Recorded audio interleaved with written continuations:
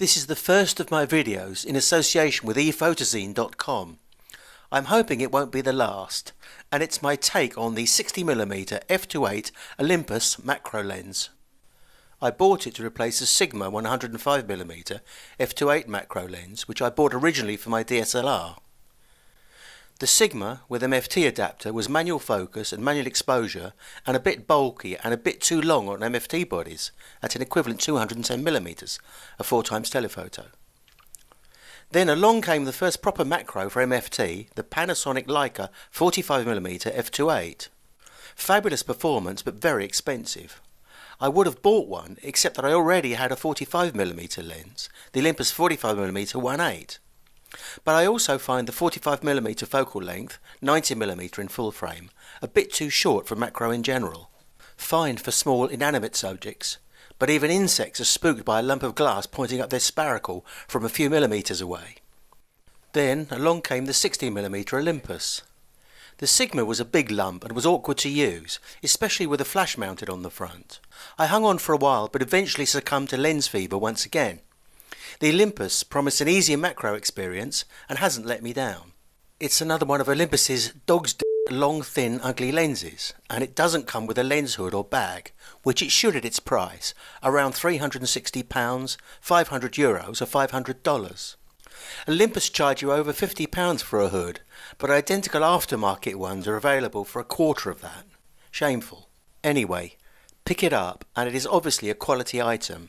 It has that machine from metal taut quality to it that makes Olympus Prime so attractive, yet without actually being heavy, rather like the 17mm f1.8. In fact, it is plastic with a metal mount. It's sealed against dust and damp, and the front lens doesn't rotate or extend when focusing. It makes the use of ring flash, so useful for macro, very easy. Internal focusing is excellent on a macro lens, no danger of misjudging distance and racking the lens out and biffing your subject. Doesn't matter with a flower, but whacking a wasp with a chunk of glass does tend to bring thoughts of revenge into its mind. Seriously, it's a big plus. My Sigma macro extended by several inches at 1:1, and it was a nuisance. On this lens there's a window with focusing scale on the top with reproduction ratios marked on it, and the lens focus action is silky smooth and beautifully weighted, which with the wide focusing ring makes manual focusing a pleasure. It's about 5.5 turns from infinity to minimum focus, but it takes only one turn to cover the range of a non-macro lens. The ring doesn't have stops at 1:1 or infinity, so continues turning. That's why it needs the 1:1 focus setting position on the switch to avoid any uncertainty. When you get to reproduction ratios of 25% life size or more, depth of field starts to narrow drastically, and you really need that 4 turns of fine and smooth control over it. There's a focus limiter switch on the lens too. It's very necessary because if a macro lens has to search for focus across the entire focusing range, that is a much greater span than with a non-macro and will take much longer. Sometimes in dim light this lens will hunt for focus, so you need to limit it. If you're using the lens as a short telephoto, the 0.4 meters to infinity setting gives you all the focal range you'll need and results in autofocus performance comparable with most other modern MFT lenses, if not notably fast.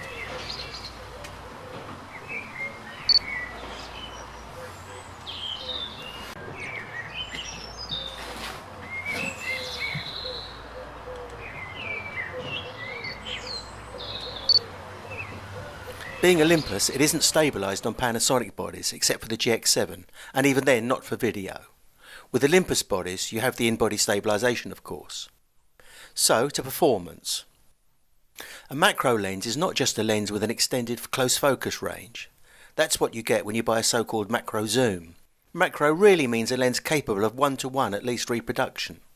It also implies a lens with minimal distortion, where parallel lines remain parallel, and with sharpness optimised for close focusing distances, essentially a lens for scientific and recording purposes. A smaller sensor format like MFT is not ideal for macro in that it cannot record anything larger than the sensor itself at life size. Here is a ruler at 1:1 scale on the Olympus lens. It records a width just over 17mm across, the size of the sensor of course. On a full frame camera it will record twice that width for logical reasons. So, if you were photographing a creature 36mm long, you could photograph all of it at life size on full frame, but only half life size on MFT. Here's a comparison between the 45mm f1.8 at f2.8 and the 60mm at f2.8 at the 45mm closest focus. You can see that the 60mm is much better at f2.8 close-up than the 45mm, as it should be. That's what it's designed for. There is no bowing out of the outer markings with the 60mm. It's hardly noticeable with the 45mm, but the 60mm is better still. The tables are turned at normal distances in f5.6, where the 45mm is better. However, the distance is pretty academic, and most people's judgment will be that the 60mm is just as good as the 45mm. For landscape and architectural photography, at f5.6 this lens is equally crisp right across the frame and is distortion free, no bowed vertical lines and no vignetting. Purple fringing exists under high contrast edge conditions, but not at problematical levels, and is easily eliminated if necessary. Personally, I use this lens at f2.8 for both close work and general purposes when I need to, and I do not have any qualms about the edge-to-edge sharpness whatsoever. For portraiture, I think I might prefer this 60mm focal length to 45mm. If you're doing upright portraits especially, 60mm gives a very comfortable working distance from your subject. The 45mm wide open at f1.8 does have a creamier out of focus quality though. The focus limiting switch is very handy. It's great to push it forward and know you're at 1:1 closest focus. I like to set it to 1:1 and then switch to manual focus. At that point, focus is easiest by moving the camera backwards and forwards. With this lens, as with any other at very close focus distances, there is hardly any depth of field. Sometimes, as with this praying mantis, the shallow depth of field works to enhance the picture, but mostly you want more of the subject in focus. One way around that is to shoot at f16 or f22, but with MFT lenses you are way past the lens's sweet spot, and the results can be quite soft. Generally about f4 or 5.6 is the sweet spot. This softness at small apertures is a fact of optics. It can't be designed out. However, you don't buy a macro lens like this for soft results. A better way is to use focus stacking if your imaging software has it. In Photoshop it's done by photo merge. Take several shots at say f5.6, moving the focus back a little each time. Then have your software stitch all the shots together. You can't do it with anything moving about, of course, and in that case I find the best compromise is f11, high ISO and shoot away. 60mm isn't a particularly useful length for general video, but if you do macro video, note that the focusing on this lens is basically silent. To sum up, I find this lens impressively fit for purpose. It was obviously designed from the ground up as a macro lens for digital cameras, so you have full automation, TTL flash, autofocus and auto exposure, and it works seamlessly. But in pure macro photography, many photographers advocate manual everything. Switch off the automation and you have a classic macro lens, albeit smaller and handier than its DSLR predecessors. If you're chasing uncooperative bugs around the place, smaller and handier translates to more pictures in focus. The automation makes an area of photography that could seem clunky and annoying into something that can be done casually and is fun.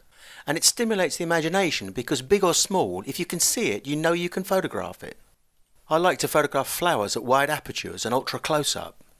It's almost an impressionistic view, and you never really know what it would look like until you see it on your full-size screen. After all, with an image of something 17mm across, filling a screen 24 or so inches across, you are viewing it at more than 30 times life size. Here's a short video of a dragonfly. You don't strictly need a macro lens for this, but you do need a lens that will close focus, and this 60mm is the obvious one to pick up, because you might just get the chance to move right in on the animal. Like I said, it makes you want to do this stuff. If you aren't interested in macro, the Olympus 45mm f1.8 is a better buy, but if you are, this lens is a must-have. If you are thinking of the Panasonic 45mm f2.8, I would point out that for a matter of £20 more at UK prices, you could buy the Olympus 45mm and this macro lens. The Panasonic is stabilised, of course, and has technically better sharpness. But even if it and the Olympus were similarly priced, I would go for the Olympus simply because of the extra focal length. Here's the lens at closest focus with a live image shown on my iPad behind. By the way, I title this simply War, What Is It Good For? Still Life with Forget-Me-Not and .5-inch General Purpose Machine Gun Round, London 2014. I await the call from the Tate Modern, the Guggenheim and the Louvre.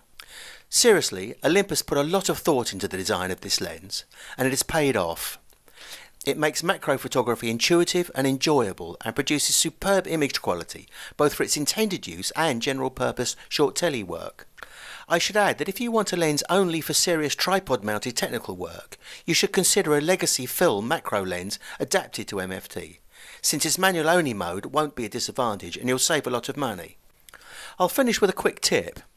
If you're doing critical work of say a chart or document with a lens like this, it is important that it should be squarely lined up with your subject.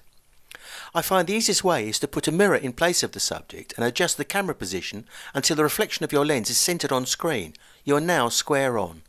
For additional information and up-to-date pricing on this lens, please go to ephotozine.com. And thanks for watching.